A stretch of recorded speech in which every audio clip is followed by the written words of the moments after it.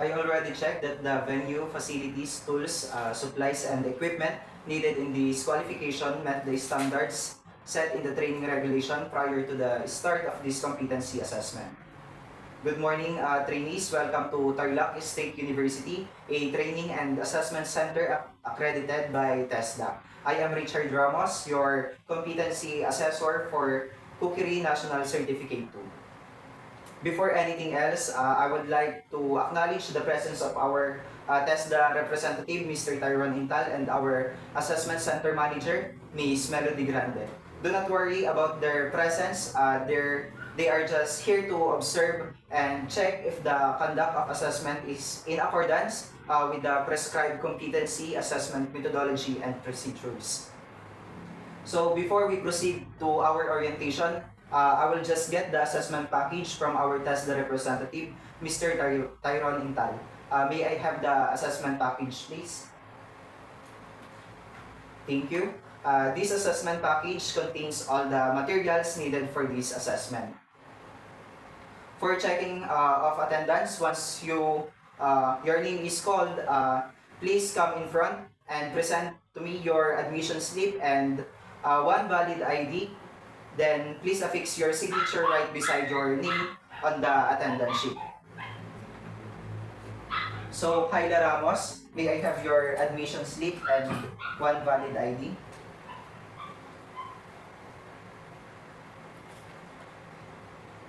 And you will be, please assign or sign this attendance sheet.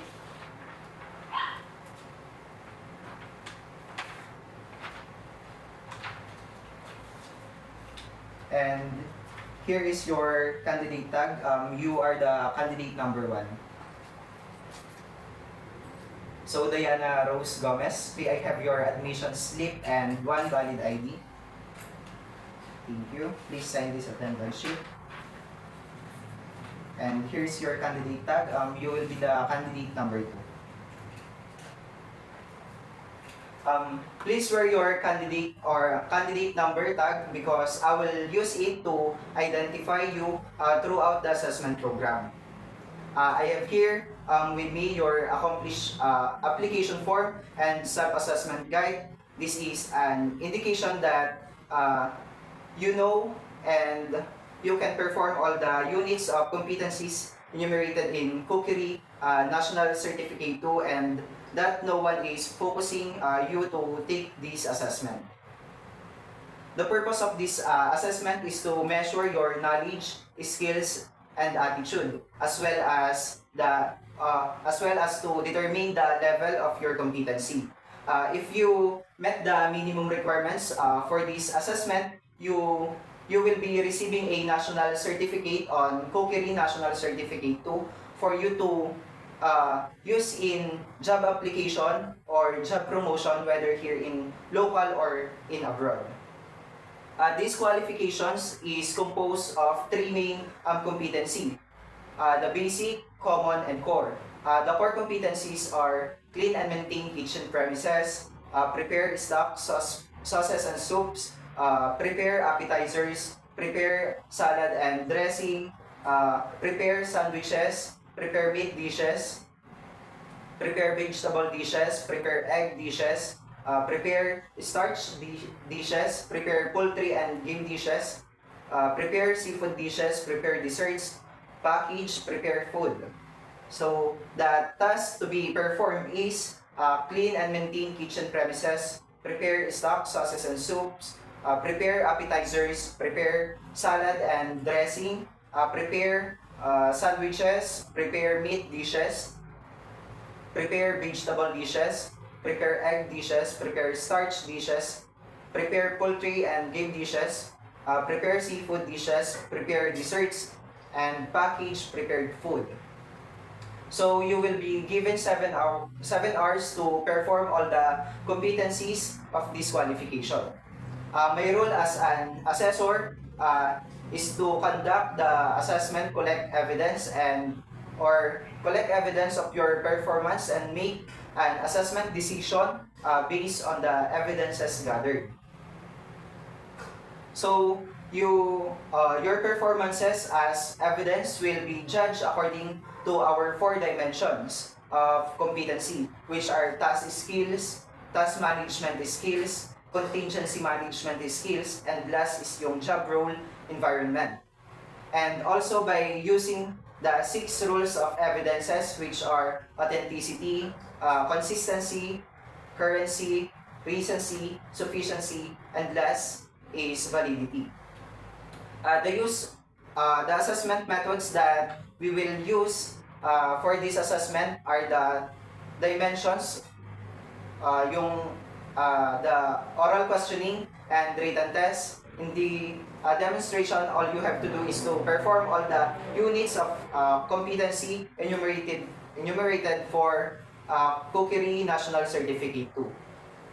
To check your underpinning skills in the oral questioning, you will be given 3 questions for you to answer truthfully to check the attitude and underpinning knowledge. And lastly, in the written test, you will answer 30 items, a multiple choice test to assess your underpinning knowledge.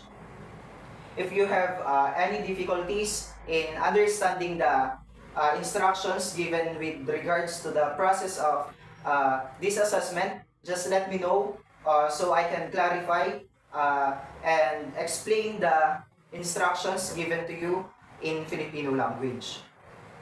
So candidates, I would like to inform you that during the assessment, please refrain from using your cell phones or gadgets, because when the assessment starts, you will no longer allowed to use cellular phones, and cheating and coaching are strictly prohibited. Once you are caught, it will be grounds for disqualification.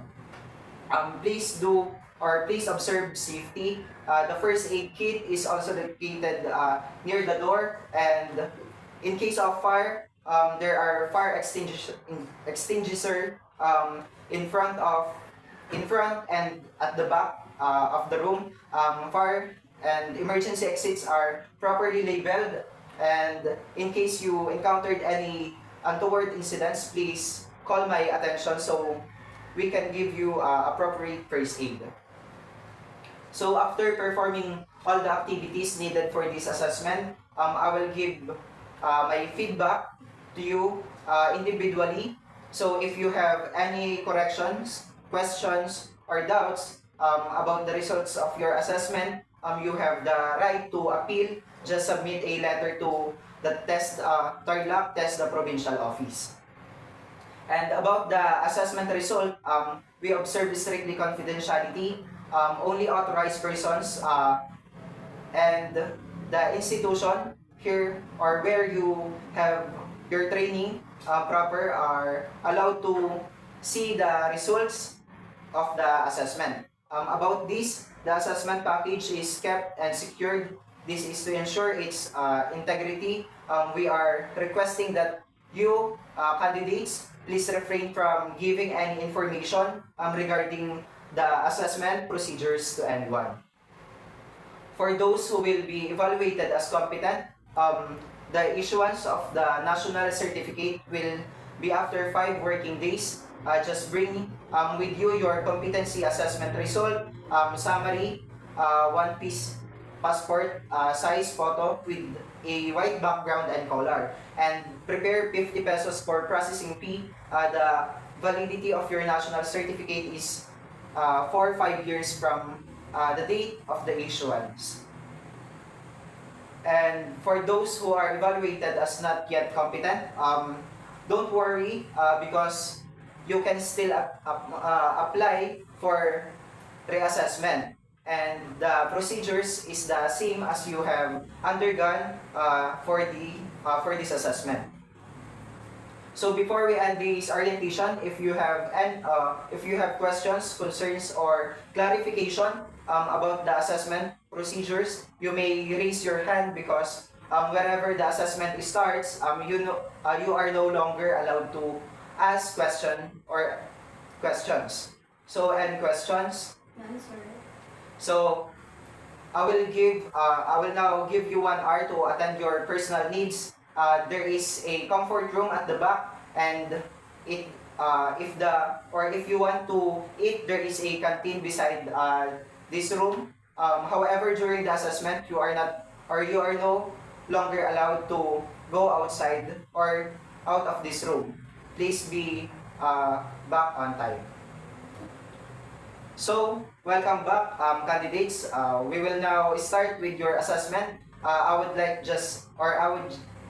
just like to remind you about the do's and don'ts from this moment onwards. You are no longer allowed to use your CP or cell phones. Please observe silence in the assessment area. Cheating is strictly prohibited, and wear your PPEs or personal protective equipments, and always observe safety. So let us start with the written test. This is used to measure your underpinning knowledge. It consists 30 items, multiple choice type of question. You have 30 minutes to answer these questions.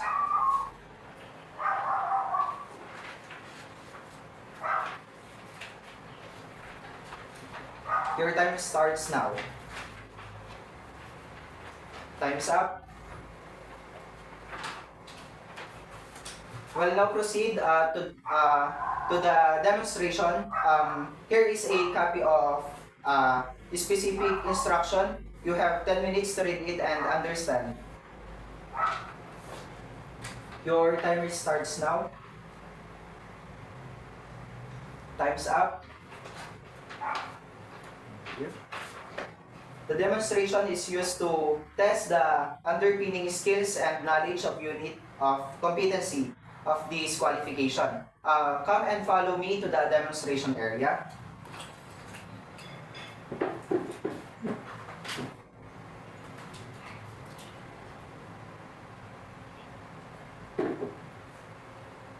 Before anything else, I would just like to remind you once again to always wear your PPEs and observe safety as you conduct the performance for this assessment. Here's the station. I will give you 5 minutes to familiarize yourself with area in this assessment room. The equipment and tools you familiarize now. Your timer starts now. Time's up. Now you have 7 hours to perform all the tasks for each unit of competency. Your time starts now.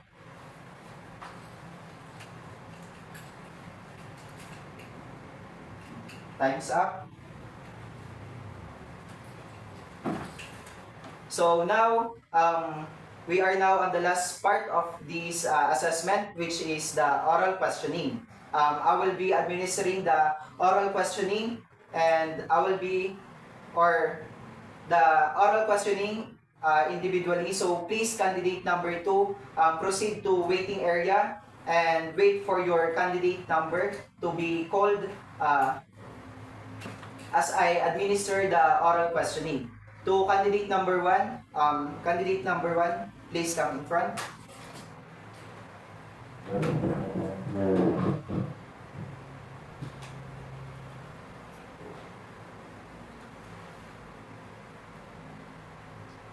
So, here is your question, candidate number 1.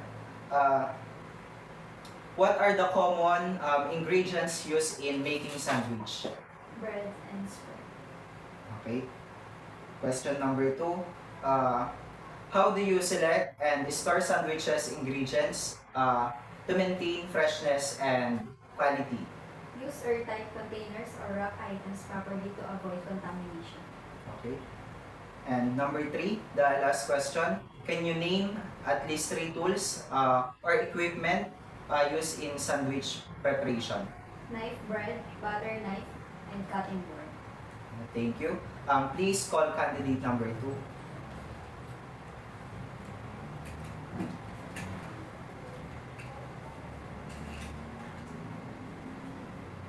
So, candidate number 2, what are the common ingredients used in making sandwich? Bread and tomato. Okay. And question number 2, How do you select and store sandwiches, ingredients to maintain freshness and quality? Always use airtight containers to avoid contamination. And the last question is, can you name at least 3 tools or equipments used in sandwich preparation? Knife, white plate, and cutting board. Thank you. So,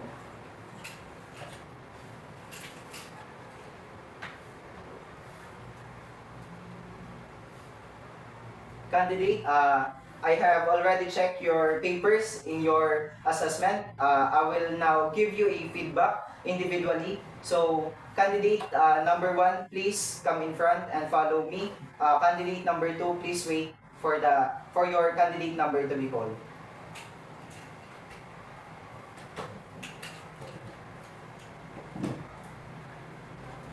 So, candidate number 1, here's your feedback.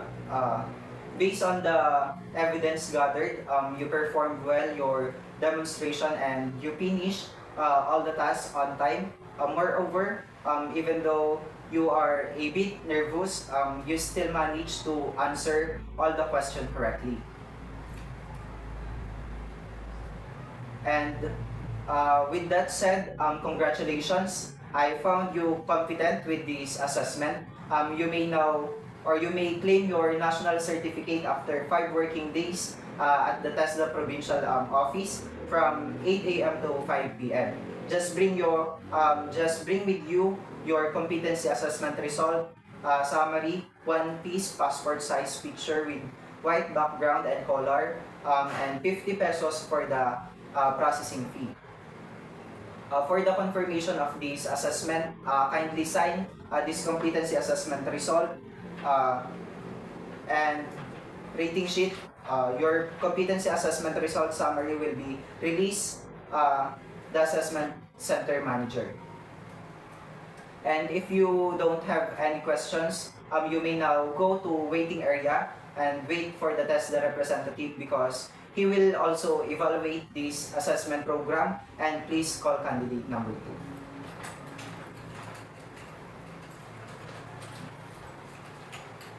Candidate number 2, here's your feedback. Based on the evidence gathered, you performed well on your demonstration, but you did not finish all the competencies you performed. But I know in yourself that if you practice more, you will enhance your speed and accuracy and be able to manage your time, and you still manage to answer all the questions correctly. With that said, candidate number 2, I have found out not yet competent with this assessment. You may still apply for reassessment, and the process is the same. For applying on reassessment, just bring with you your accomplishment application and form and self-assessment guide. And competency assessment result summary, 2 pieces of your passport size with white background and color, and 50 pesos. You submit all your requirements in any TESDA accredited and center, and wait for the announcement of the next schedule of assessment. For the confirmation of this assessment, kindly sign this competency assessment result summary and rating sheet. Your competency assessment result summary will be attested by or first by our AC manager, so you may claim it later. So, I will now give the assessment package to the TESDA representative.